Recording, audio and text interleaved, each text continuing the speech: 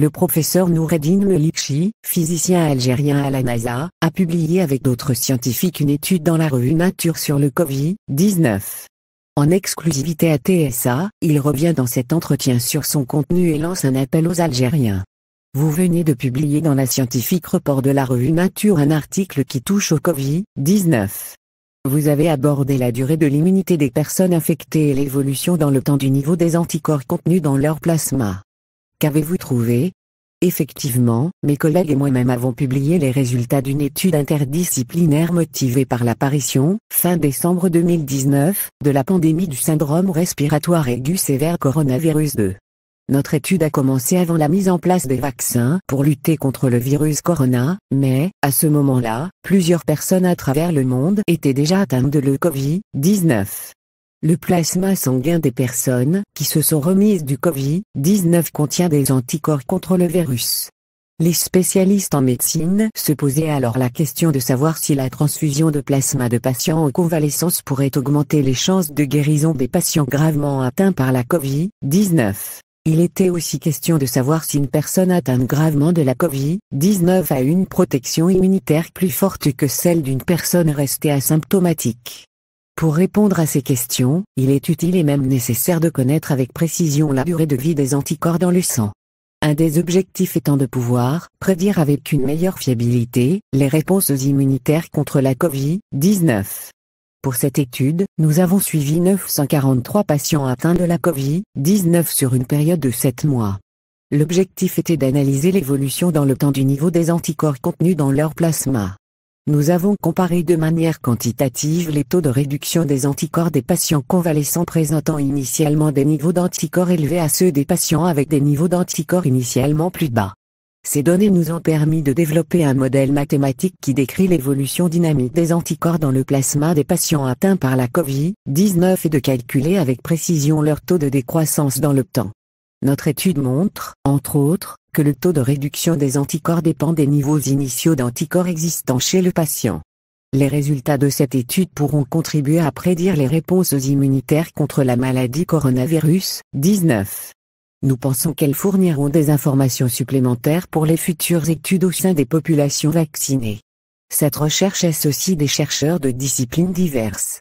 Pourriez-vous nous dire comment est née l'idée d'effectuer ce travail par votre groupe? Vu la complexité du problème, son impact, et la vitesse avec laquelle peut se propager ce virus, il nous a paru utile et pertinent de considérer une approche multidisciplinaire qui rassemblerait des scientifiques de différents horizons. Le but étant d'appréhender ce problème à partir de points de vue divers et variés, où chaque contributeur apporte un éclairage spécifique. Un peu partout dans le monde, et certainement ici dans le Massachusetts, USA, des équipes scientifiques multidisciplinaires se sont formées relativement rapidement. Cette approche est souvent nécessaire pour aborder des problèmes complexes. Elle n'est donc pas exceptionnelle pour ce cas. Il s'agit en premier lieu de définir clairement les objectifs scientifiques tout en construisant stratégiquement l'équipe de chercheurs. Pour ce projet, notre équipe de recherche est constituée de biologistes moléculaires de l'école de médecine de l'Université de Boston, de mathématiciens de l'Université de Berkeley, d'une volcanologue de l'Université de McGill de Montréal, d'un biochimiste, le CEO d'une compagnie qui développe des tests sérologiques, et d'un physicien, de l'Université de Massachusetts, autrement dit, moi-même.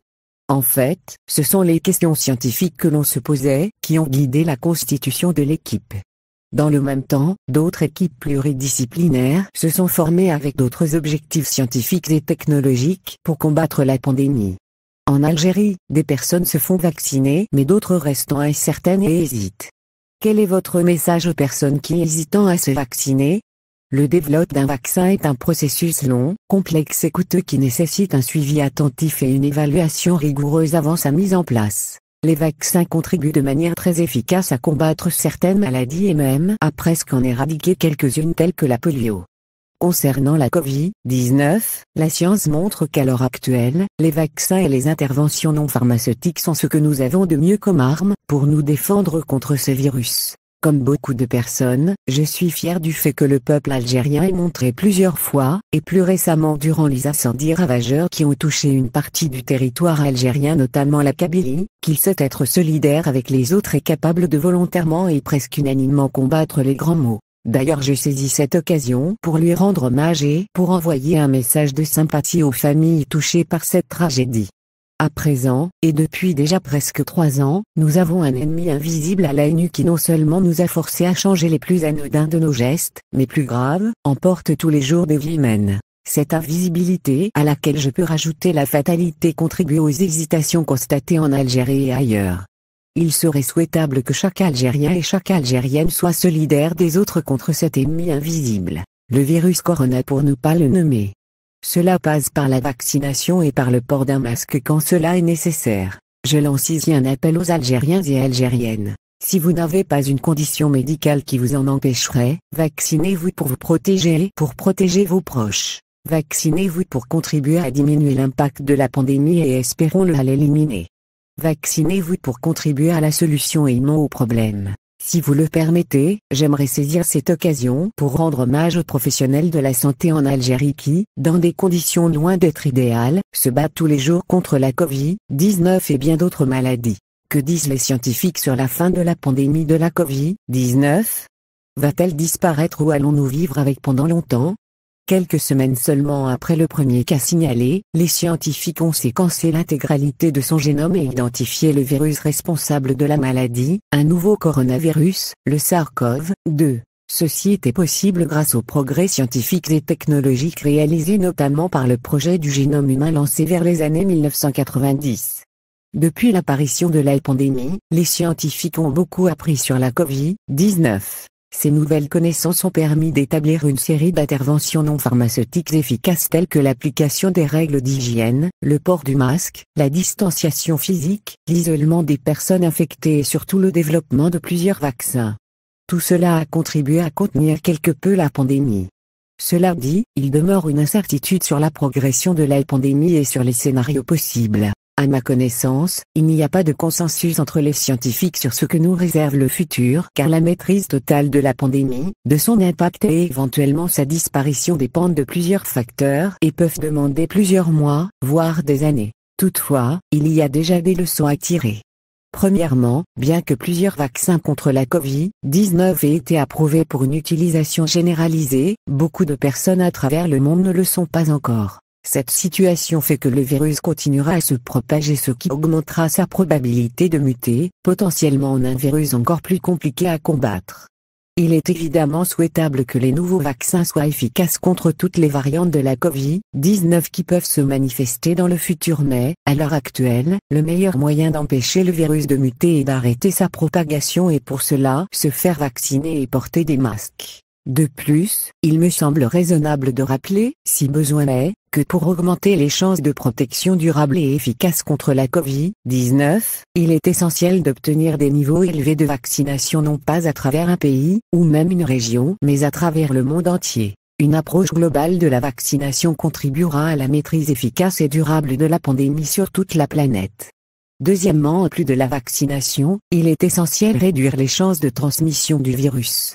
Ceci passe par l'observation des mesures non pharmaceutiques aussi longtemps que nécessaire, c'est-à-dire jusqu'à ce que la pente de la propagation de la pandémie dans le temps soit négative durablement et partout. Cela implique que nous devons nous préparer à vivre avec des contraintes pas toujours faciles à accepter.